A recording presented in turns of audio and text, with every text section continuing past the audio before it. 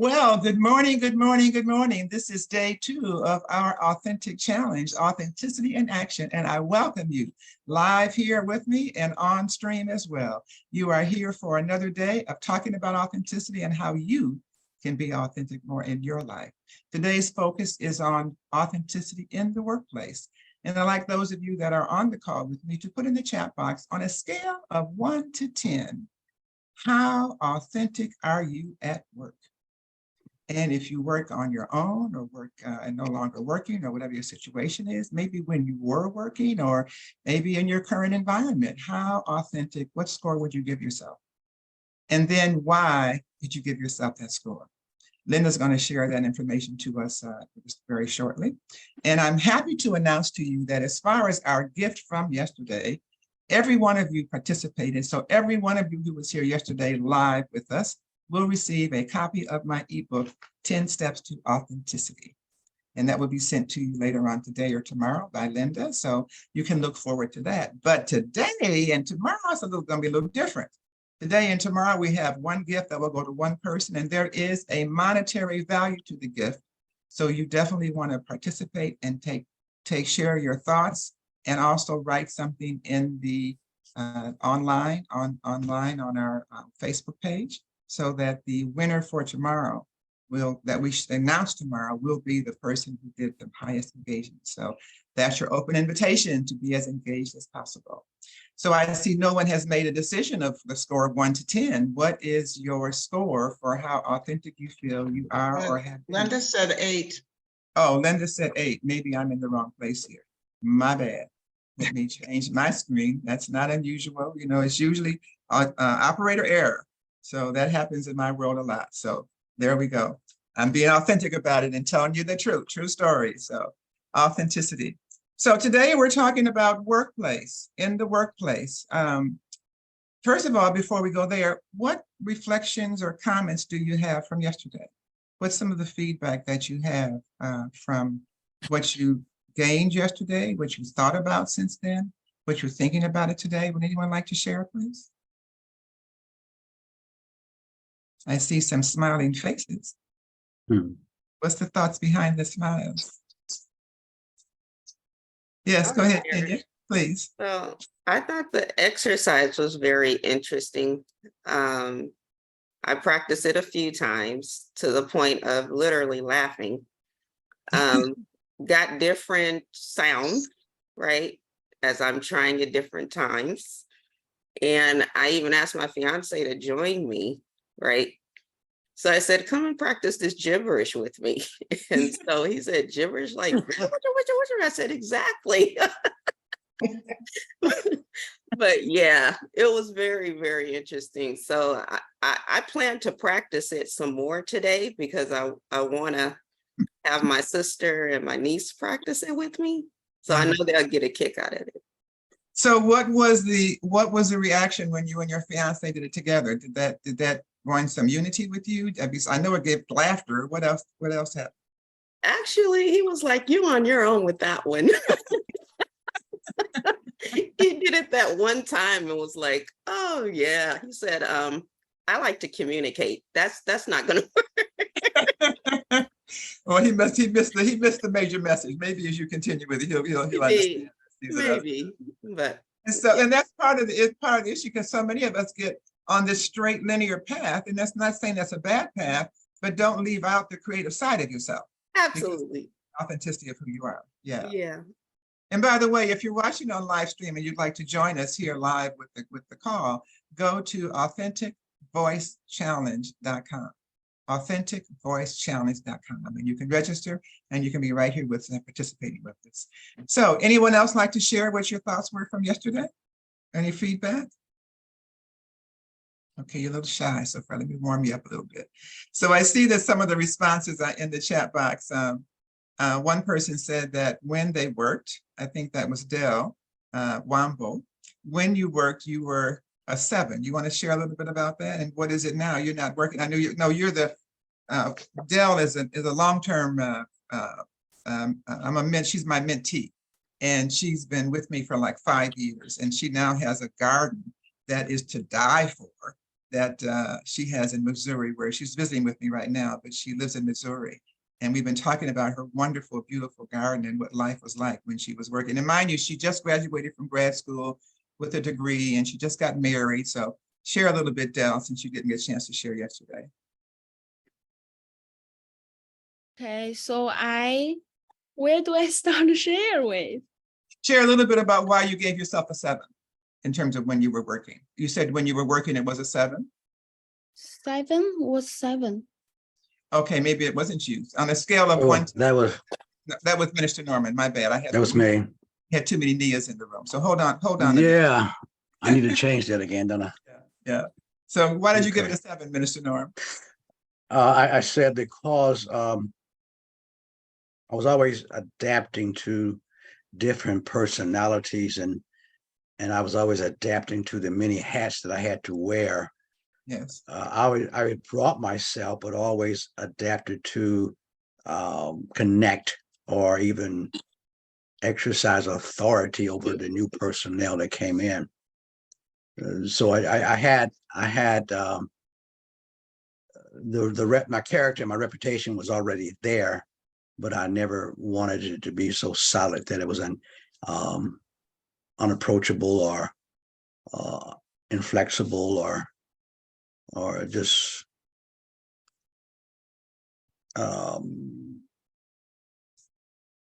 yeah, it's unflexible, I guess.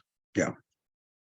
Thank you for sharing that. And that's a lot of what we're going to talk about today, because so much of working in the workplace has to do with the people you're working with and your ability to get along with them or not get along with them. And that's where the challenges come in. Del, do you want to say a little bit about what your work experience? Did you give yourself a score when you were working for the short time you actually worked in the job?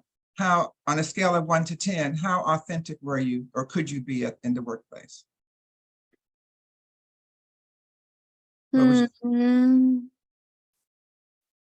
3.4, 3.5, because I still got paid.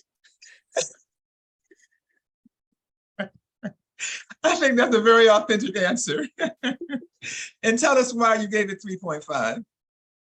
Well, that work, it was after I graduate. And so I know I need a job. So I applied. It's about higher education, student affairs. So I applied and I went to the interview and I got the job. And it was my first time have a real job, because before I always volunteer or just help or just work as part-time. So that was my first time have a full-time and real-time job. And so I had to drive 1 hour from home to the work, and then another hour from work to home, which make me really tired. My energy is low because I want to do some stuff.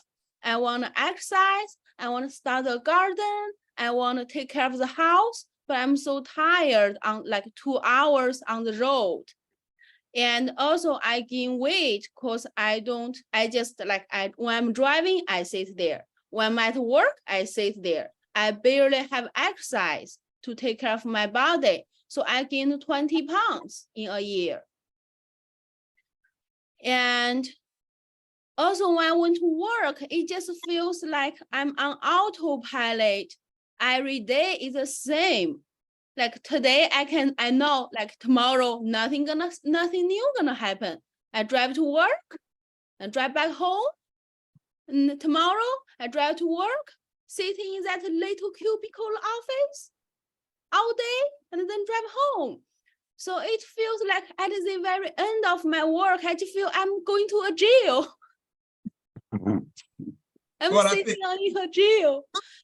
So I know it's time for me to fire them. And after, well, let's not fire them. I quit. That's the same thing. After I quit, I instantly, right away, I feel I'm free.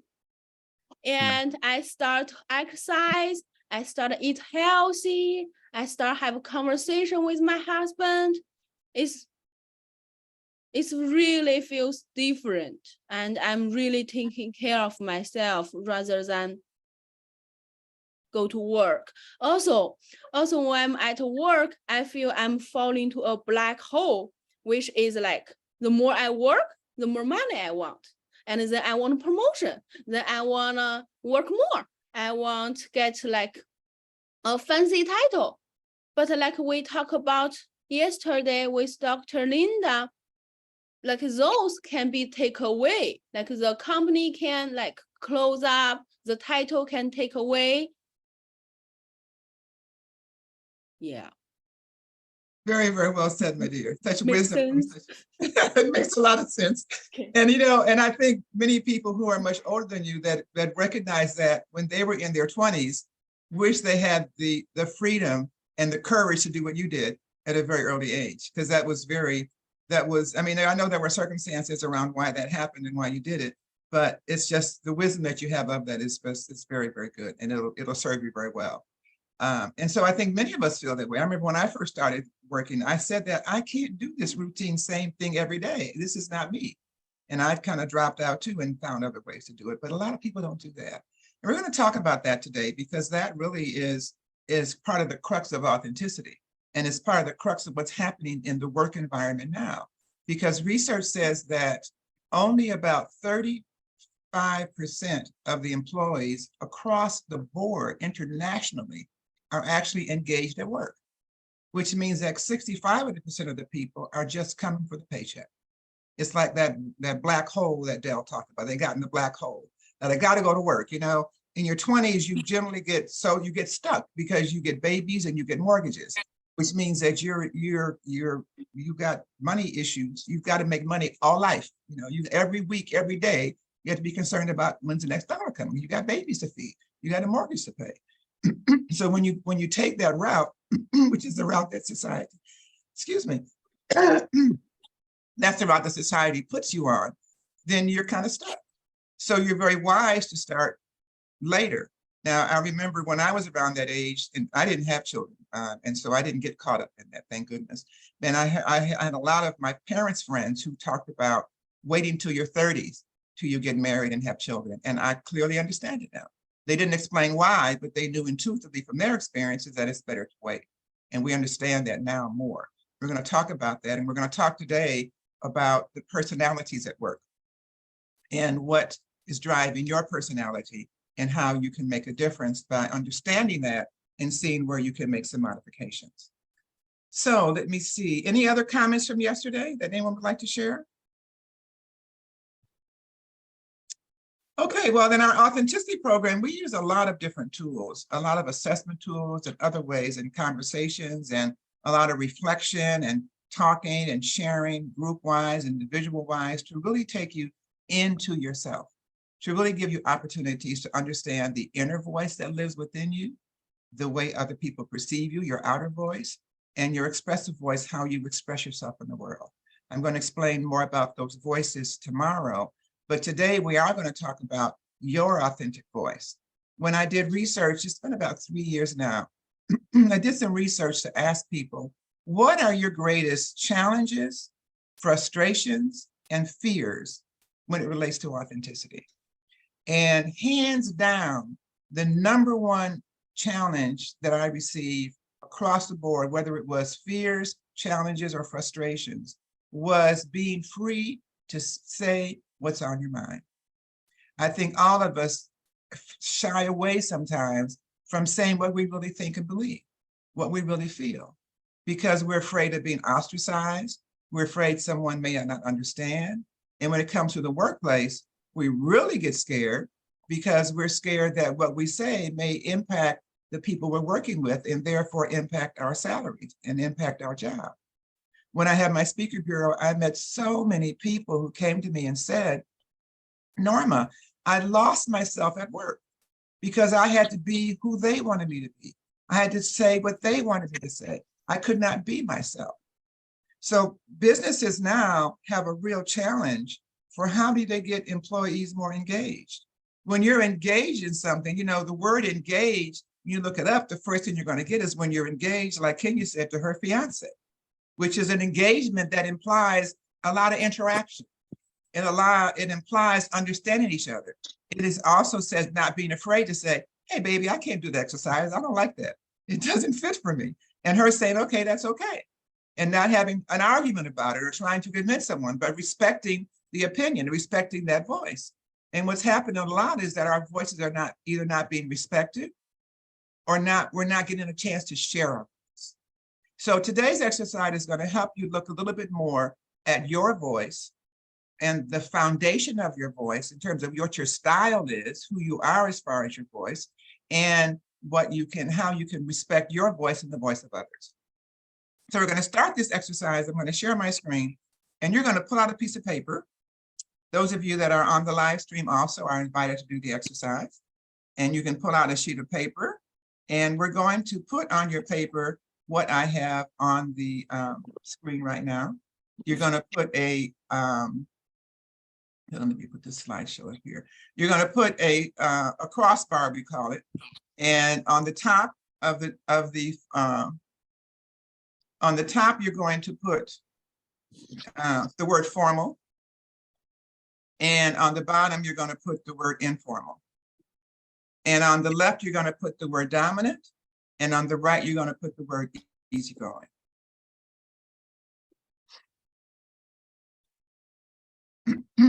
Now what you're going to do, this is the first slide actually.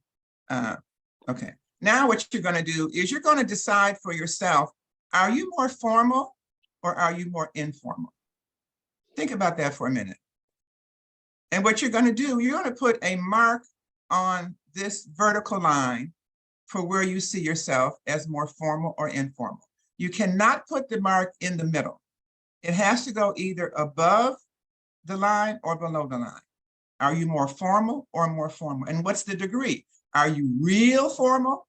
In which case you'll put it on the top of the formal line. Are you real informal, the bottom of the line, or somewhere in between? As you can see, I put my line more slightly below the formal. I'm a little more informal. When I was younger, I was more formal. I was influenced by my family, and I was out of sync with myself. But truly, I'm really more informal. And then the second part, are you more dominant or are you more easygoing? You can ask yourself if you're not sure. Dominant people say more, they tell you more, and easygoing, they ask you more. That's the difference. Are you more a teller or an asker? So put your mark where you see yourself. And then what you're going to do is you're going to put where the intersection is. And the intersection for me is in this lower left quadrant. So the bottom line is you want to determine which of these 4 quadrants are you in. So you're drawing the line, the crossbar line, you're identifying whether you're more formal or informal, and whether you're more dominant or easygoing, and that leads you into one of the different quadrants. Now we're going to talk about the quadrant that you find yourself in, and the quadrants of people that are in your organization or you've been working with. I'm going to go a little differently on this than I had anticipated originally. No, I'm not. I'm going to go back originally. Okay, if you're in the top right quadrant, that means you're more analytical type. That means you ask a lot of questions. You like to get answers to your questions. You like to know what's going on. You like to have facts. You like to have details. You want as much information as you can get. You want to know because you want to analyze the data. You want to analyze the information. You want to make wise decisions. You want to make sure you make the best possible decision, and you know you can best make it with information. That's the analytical type. How many of you, or actually put in the chat box if you are analytical, if that was your top score, if that's the quadrant you found yourself in. The next quadrant that I'm going to talk about is the bottom right, and that is the supporting quadrant. That's what that one is called. That means you are easygoing and informal, which means you're very casual. You also love to laugh and you love to have fun, when we do these exercises in groups, this supporting group is always the loudest and laughing and having the most fun, because that's kind of where they are. They think a lot, but they think in a more informal way rather than a more formal way. They're very similar to analytical, except they're a little lighter. They're not as heavy as you can be when you're more formal. Now, if you're in the bottom left quadrant, then you are more motivational. You're the idea person. You like to have new ideas. You like to start things. You may be a starter, but not a finisher. So because you like to motivate and inspire people, motivate and inspire each other. And then the last quadrant, which is the top left, is the controlling quadrant. You like, I'm sorry. controlling. You like to take action. You like to take control. You like to make decisions. You like to lead the group. Now, that's not to say the others are not leaders as well. All of these different quadrants are leaders. They lead in different ways. But put in the whatever quadrant you find yourself in, please put it in the chat box. And we're going to talk now about the different quadrants. I'm going to talk about it from the standpoint of organizations. And organizations does not only refer to a business, it also refers to your family. That is an organization of a different type. It refers to nonprofits. It refers to social groups. It refers to groups of people who come together for a common purpose, and how you can look at that and how you can examine yourself in a similar way. So let's talk about how businesses start and how companies start and how they continue. And they start really in this quadrant of motivational. That is the idea people. People who have ideas, they start things. I see Linda smiling because she knows I'm a motivational person. I'm in that quadrant. I'm always starting something. I don't always finish it, but I start it. They are the idea people. There would be no businesses if there were not idea people. Now, sometimes we can take motivation too far. We can be motivated and motivate, but not take action. That's the comment that a lot of people have about motivational speakers, because they'll come on your stage, they'll motivate the audience, and when they're done, you ask yourself, well, what do I do next? I'm motivated, I'm excited, but what do I do next? Motivational people also don't always, as I said, they don't always finish, but anytime you're looking for an idea, looking for something new, you find your motivational people. You go to your team and who's a motivational. You can look at your team and see where the ideas are coming from, and you can be more motivational, and you can ask them for their ideas and their perspectives. Now, none of us are these, exclusively, or most of us are not, but we have some variation and some of all of it in us in many ways. As a matter of fact, if you can look at each quadrant and make a quadrant within it.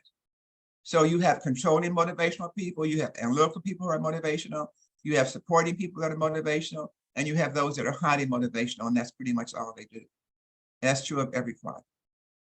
Now, the opposite of motivational is analytical. In a business setting, the ideas start in motivational, then they go to the analytical team or person to analyze, does this idea make sense? And the analytical person will get busy, research, review, assess, evaluate, control, examine, decide, does it make sense? It may take them a while to do that because they're going to look at all angles. And because they don't want to be wrong, they're going to analyze them to a very strong degree to try to figure out what's the best solution.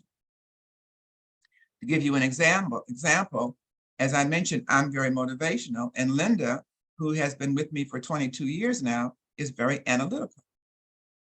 When we first met, I was way down here in motivational, and she was way up here in analytical.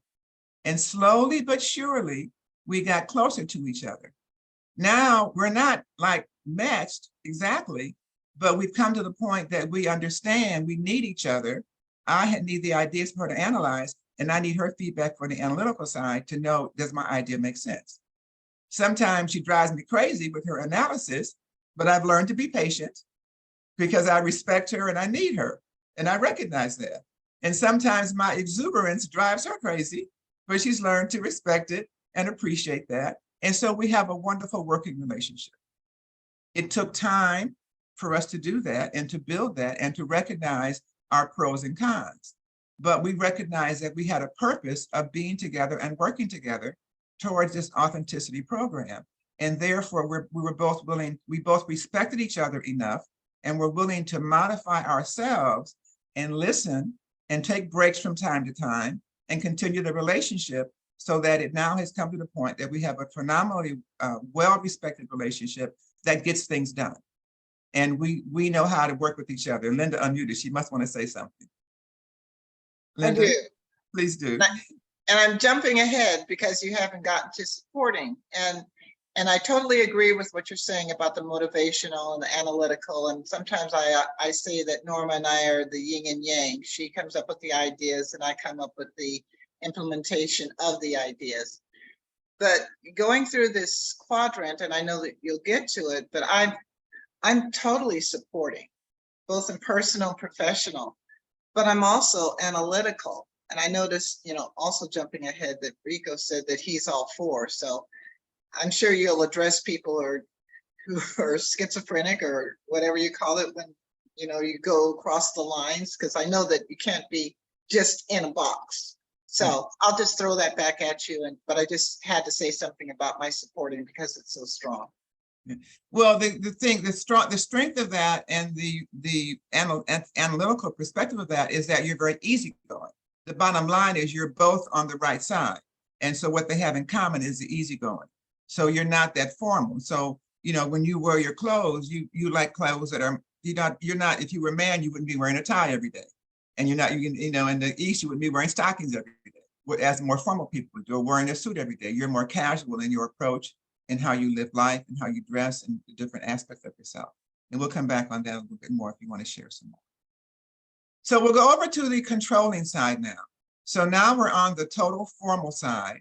Controlling people, after the motivational person has the idea, the analytical person does the analysis, does this idea make sense, how we're going to make it work. The controlling person then takes charge and says, let me prepare the plan. Let me put the plan together that shows how it's going to work, how the idea that was brought, how the analysis that was done, how we can take the people we're working with and we can create the plan to make the idea work within the organization. These people are more telling, more, they like to take charge. They like to take the data, take the people, take all the information and put the plan together and then lead the plan and then control the plan to make sure the plan goes well as designed.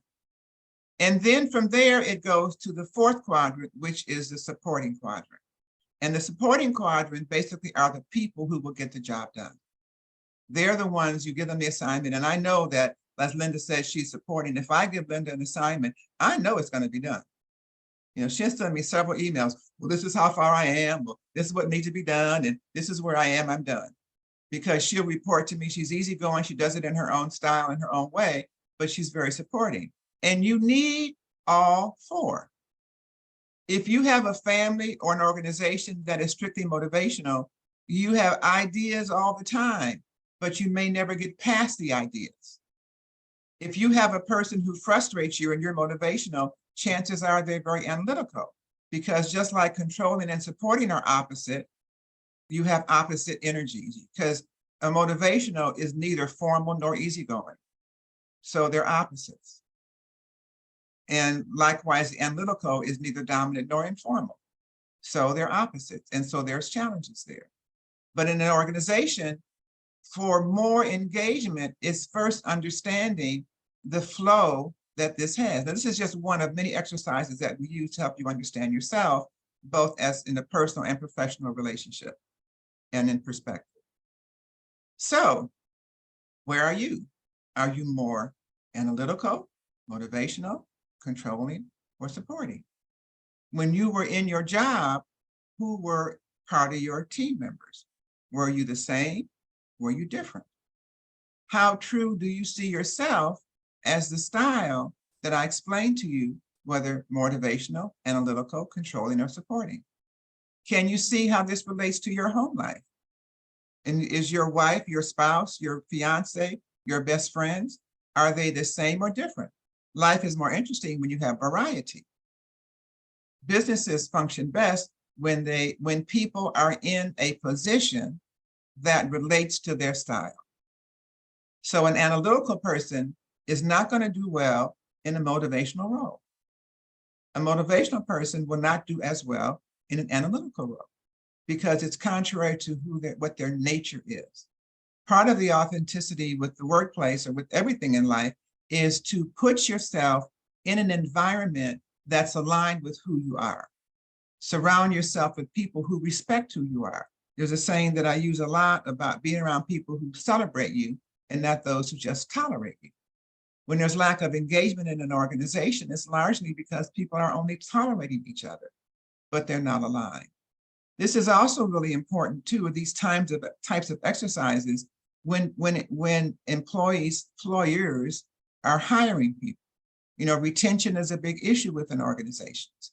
And when people are hiring, when organizations are hiring, they often hire by skills, not by personality, not by the person's internal workings, not by their intuition or their value system and all the things that make you who you are as an individual. And what we're proposing is that if you really want more engagement in your workforce, make sure your people that you're hiring share your values, and also make sure you place them in a role that's aligned with their natural leadership style. We use this a lot with leadership style training, authentic leadership training, because depending on what kind of leader you're looking for, and sometimes you need different types. But all 4 of these types are leaders. They just lead in different ways. So I'm going to stop sharing now that you have gotten the focus of that and gotten the eyeball picture of that, and ask you, where are you? And how, and does this seem true for you? And have you had any challenges in your work environment that relate to the style that you are and the style of the organization? Now, we talked yesterday about the industrial age leadership, and the industrial age leadership was very much in that controlling quadrant, where you had leaders who were controlling and they wanted to make you do faster and move faster. Jean, go ahead. I'm sorry, I having emotional reactions here because I work for a manager who is very controlling. And I know that I fall into the supporting category. And I think there was a time in my career when I would not voice my opinion, but especially against somebody who was very controlling. But as I've progressed in my career, I'm definitely more vocal in terms of speaking my voice and speaking my opinion. And I find myself in a group of people who, for the most part, they kind of kowtow to him because he's very controlling, which I don't find myself needing to kowtow him because I know who I am, what I know, what I need to know, and who I need to ask. And it's very interesting, that dynamic, watching other people what is it? I'm always asking myself, how come nobody's talking? How come I'm the only one talking? And when he's talking, because he talks a lot, he pretty much controls every meeting that we are in. And other people just kind of just sit back and we're cool. Nothing to contribute. And I have difficulty sitting back in that situation because there are some things that I don't always agree with him on, and I voiced my opinion. Not to say that things are going to change, but just so you know, I don't necessarily agree with you. At the end of the day, if we end up doing things the way that you see them, that's what happens. But it doesn't mean that I'm not going to be able to voice my opinion. Well, first I'm of all, done. I love the fact that you had a visceral reaction. I did it. And I applaud you for voicing your opinion and sharing with us, what was going on with you. So let me ask you, in your work environment, what's the level of engagement? Are people engaged? I mean, this sounds like an environment. It sounds to me as what you're saying is that people just come to work for the paycheck. And why do you stay? How would you answer those? Oh, why do I stay? That's good. I do believe that the work that I do makes a difference. It makes a difference to the people that I work with. And I think I'm kind of a buffer between him, because he's kind of like, state, this is the way it's done. There's no blur one way or the other. And I think I'm able to kind of work with that and help people to get to where they need to be. And that's probably why I am still where I am, because I know that what I do makes a difference, regardless of what my relationship is with my controlling boss. And I'm able to speak my opinion, because at the end of the day, if you want to fire me, that's your loss, not mine. So, but why do other people stay? Probably for a paycheck. Yeah, I wouldn't know definitely what their motivation is, but I think to some degree we all like what we do. We are mostly customer facing, so being able to be in a position to help people to get their jobs done and get the work done, sometimes that's the only gratification you need. Well, thank you, Frank. Thank you for that. And I applaud you for making a difference. You know, that's what we're all about. I'm glad to see that's what you're doing. Sorry to see you have to do it under such circumstances. And hopefully along your journey, you will find ways either there or someplace else to do it with more joy. Because one of the things we also promote, particularly under Crux of Authenticity, is living a life of joy, and how joy comes when you become more authentic. So being able to, go ahead. You make a very good point. That I sometimes did ask myself, why am I still here? But I do believe it's because I do make a difference, and his temperament and his personality does not faze me the way it probably did initially. I'm like, okay, I see who he is now, and I understand what I'm dealing with. Good. Well, I applaud you for you. And one more question: how long has he been your supervisor? 5 years, probably 4 or 5 years, yes. And how long have you been at the company? Maybe 7. Yeah. Okay. So okay. The guy before him was very easygoing, but he didn't get things done. But I can see that my boss gets things done. Well, so thank you. I kind of appreciate. So you do appreciate that. So you see the difference, and that just speaks to what we just talked about, how the formal controlling is, they take control. They take it personally and they make sure it happens. The easygoing, it kind of happens as it happens, as opposed to taking control and getting the results. So a lot has to do with the kind of work you're doing, what the goals of the work is, and your own purpose on the planet. Because sometimes you compromise how you do your work in order to, as Jean is doing in a sense, she's making a difference. So she compromises that attitude and what she doesn't like about that boss, because she's in an environment where she does make a difference. But imagine if the environment was more aligned. So, alignment's a word we use a great deal in authenticity. And we talk about how important it is to have all parts of yourself aligned and going in the same direction. We'll talk more about that tomorrow. But this is what's happening in a lot of organizations, because while many of them are still in the hierarchical position and mindset that we talked about yesterday, that industrial age mindset, humanity is evolving and people are evolving. And the workforce now, they talked about the millennials a while ago and how different they were, because they don't kowtow, as Jean says, to the idea that, work is so important. They reversed Maslow's law. Those of you who know Maslow's law, it talks about how important that we are for physical stuff, for our food and shelter, and that the last thing we're concerned about is self-actualization. And today's young people want to self-actualize first. Jean is self-actualizing because she's making a difference in her work environment, even though it's not necessarily making her happy, but she's making a difference, and that makes her happy. So what about some of the rest of you? How are you in terms of the jobs that you're doing? Rico, I see you said you're very analytical, and in your role, I know you were a fire chief. And I don't know what you scored yourself on a scale of 1 to 10 and how content you were. And I know your name says Nia Lewis, but I know you're Rico. Yeah, I got adopted, but yeah, this is a very good subject. So I find myself in all 4 quadrants, and as you know, when I first got in the fire department, my first 2 years, I wanted to get out because it was too crazy. I was seeing stuff that mentally I couldn't adjust to. But in my going in my third year, I met 5 executive chief officers that did not act like fire chiefs. They acted like managers. And so I saw myself moving up the ladder because I had a creative mind. And when I got into training, they allowed me to actually create the schedule. And I just kept going on and on and on. So having said that, I find myself in all 4 sectors depending on what the situation is. So we were trained in situational awareness. And I used to see people, other firefighters and engineers talk about a chief officer as, well, he's this kind of guy, or she's that kind of person. And I never wanted to be typed, and so it got to the point where people couldn't figure me out. So they would send one guy, they would get with one guy, can you go talk to him? And he finally told me, no, you go talk to him, because they were afraid to speak because they couldn't figure me out.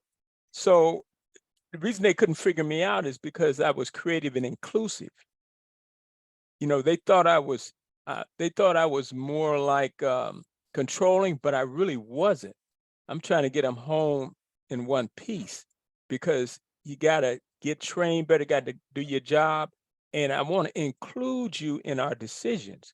And so I started to let people know more that I was caring, and actually I was loving, but you got to do your job. So do your job, and you won't hear from me, but I will support you on your growth. And that was pretty much my experience, but I carry that on today in my business here. I'm retired, and I'm with the DEIG group, and I'm the VP. And I told them, I said, listen, if you guys not going along the mission and standard, I might take over. I just, because we got to get to where we need to get. Okay, not do so much talking. Let's get the planning, implementation, and move, type of thing. So I think I fit into all 4 quadrants, because when I was getting my BA degree, we took a similar test, and the guy said, I've only seen 2 people that was in all 4 sectors. So I'm flexible, but I'm inclusive and interactive. Wonderful. I think the higher we go up the ladder of responsibility, it behooves us to at least be aware of all 4 quadrants. We don't have to necessarily be in all 4, but the more people that we supervise, the more flexible and the more aware, the more conscious we need to be in order to address all the people that are part of our responsibility. So that's probably a part of why you had the success that you did as a fire chief. Congratulations. Yeah. Who'd like to share next? And remember, there's a bigger prize today for the persons that share the most. So who would like to share today? Who would like to share next? It doesn't count the same if I call on you. Go ahead, Minister Norm. Unmute yourself, please. Minister Norm, unmute you. Yeah, there you go. Thank you. All right. Thank you. Thank you. I kind of found myself also, I'm not in all 4 sectors, but I was in 2. I'm mostly an informal person, easygoing, but likewise, I'm very analytical. So I found myself trying to find my place here. And that's what I came to. I've never liked to be the driver unless I have to. I would prefer, as I'm easygoing and informal and supportive, but yet analytical, I draw from the intelligence and the energies of all the people that I have around me or under me. And together we're driving, but if I have to take the wheel, I will, and get us where we need to be going. But going forward, we are all pulling off each other's energies and supporting, with me being very analytical about every step that we go through and why we're doing that. So that's just the way I had to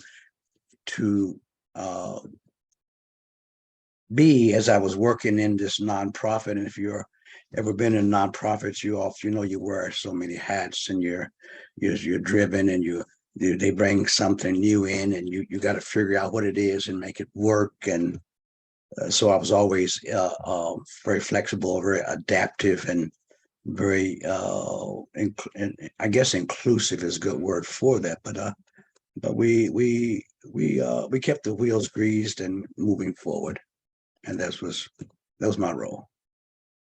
And so there's two different styles of leadership, but two very successful styles. So there's no one style that works best in general.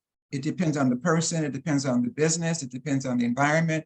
There's so many issues there. The same concepts apply, but if you look at presidents, and I don't know all of them, but there have been all four styles. I think Eisenhower was a supporting style, and he was a very successful president. So depends on where you're looking and how you work that. Who'd like to share next? Thank you, Minister Norm. Okay, Linda, go ahead. Hello, everyone. I did put up motivational in the chat, but I am motivational and supporting. When I was in the workplace, when new employees came, and as far as them being trained, I wasn't a trainer, I wasn't in a leadership position, but they always seemed to come to me for answers. And what I did to help them along the way, I took them step by step and understanding what to do. And I also had them write it down so they could follow the steps, because I always believe what I know and learned, to share it with somebody else. I wasn't threatened by letting somebody know what I know or how to do something. And when I was in the work environment, there was a situation where a few of us was at work early one morning, and a conversation was going on about the boss. And as you come in to go into the office, there's a wall. And unbeknownst to any of us, the boss heard the conversation. Oops. So each of us was called into his office and gave our interpretation of what happened. And I told what happened, what I heard, and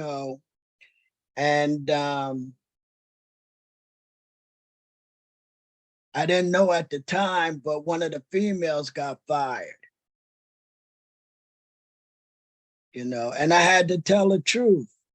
I don't know whether it came from my answer or what, but a few of the employees was mad at me, after she got fired, but I couldn't help that. I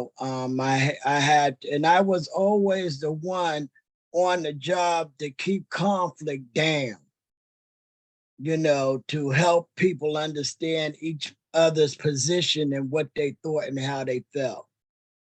So I was nicknamed Mom on a couple of different jobs. And you would hear through the office, oh, here come Mom. So motivational and supporting how I was in my work environment. And you were also authentic in your work environment, from what you're saying. And yes, it's hard. It's not easy because you have to take all these masks off and peel all these onions. And when you get down to the core of who you are, it might not be what you were expecting. You may not be the same person that you have been living for a long time.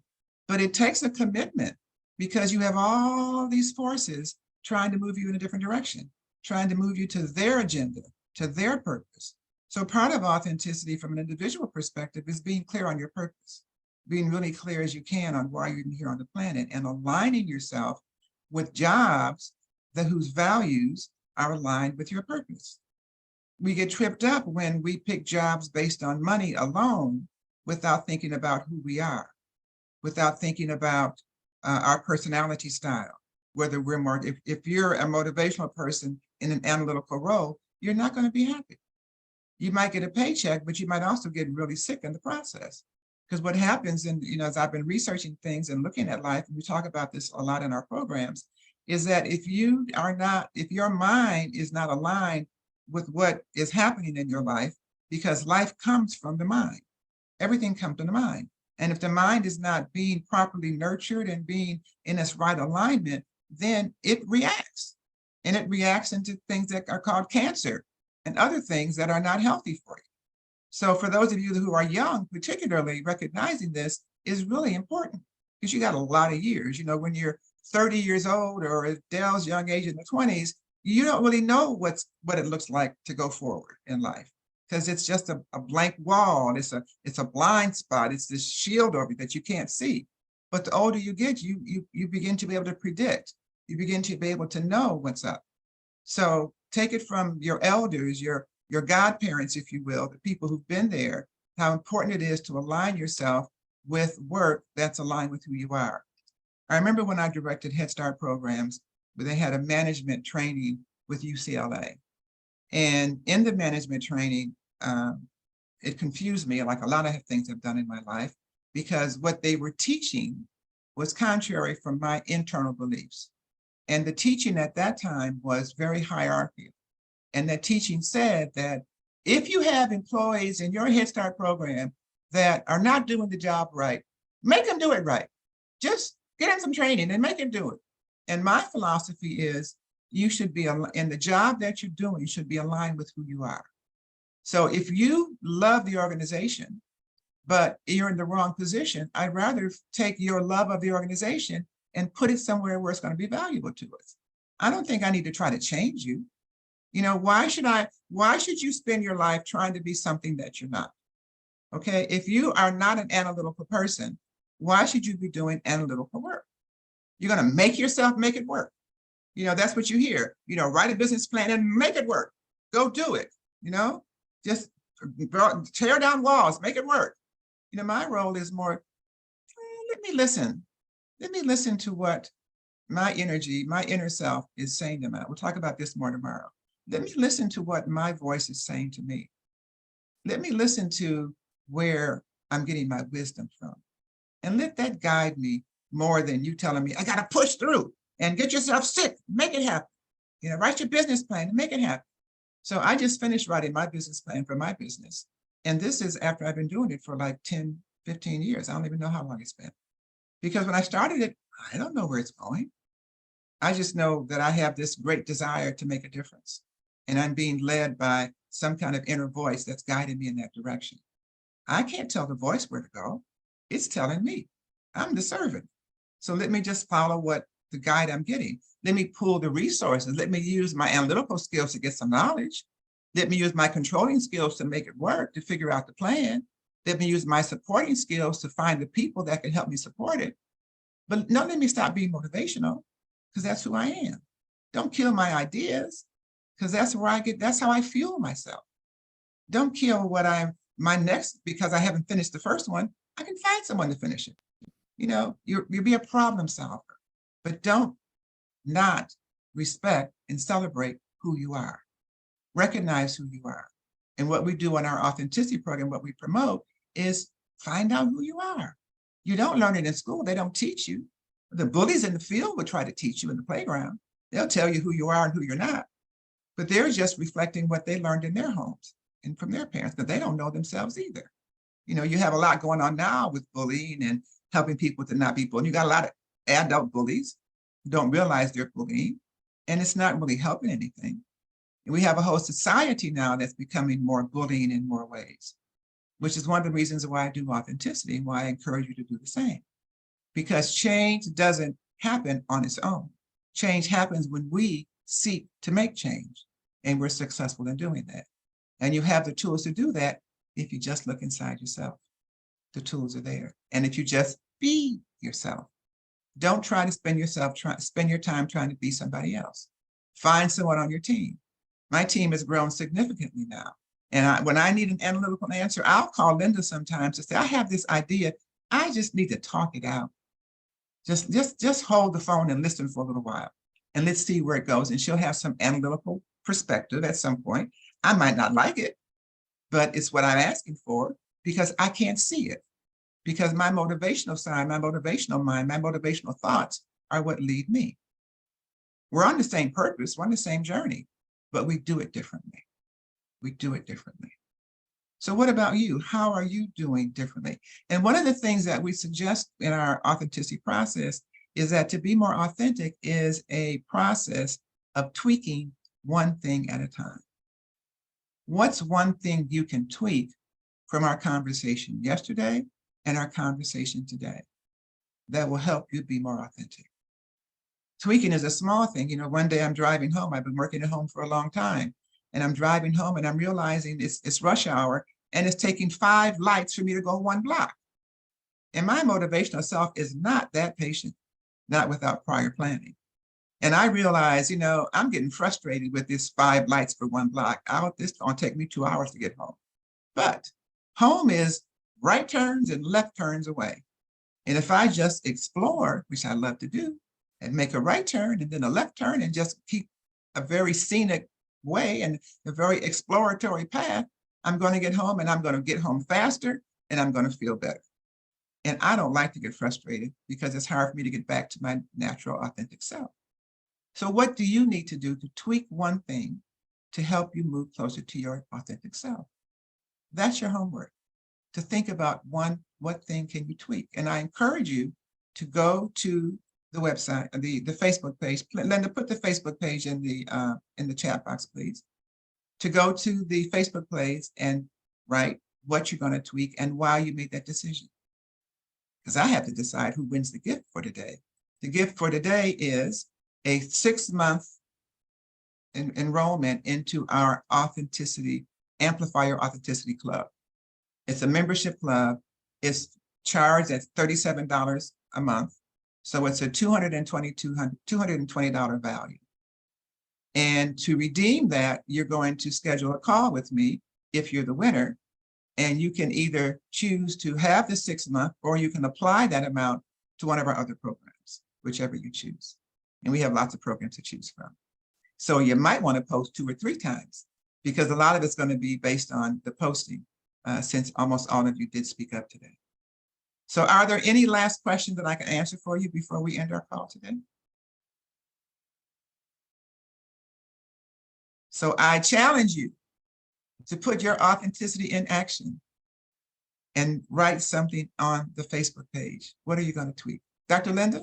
Yes. Yes, with if you're working with a group, is there a survey that can be taken online concerning these different segments, formal, informal, and dominant and easygoing?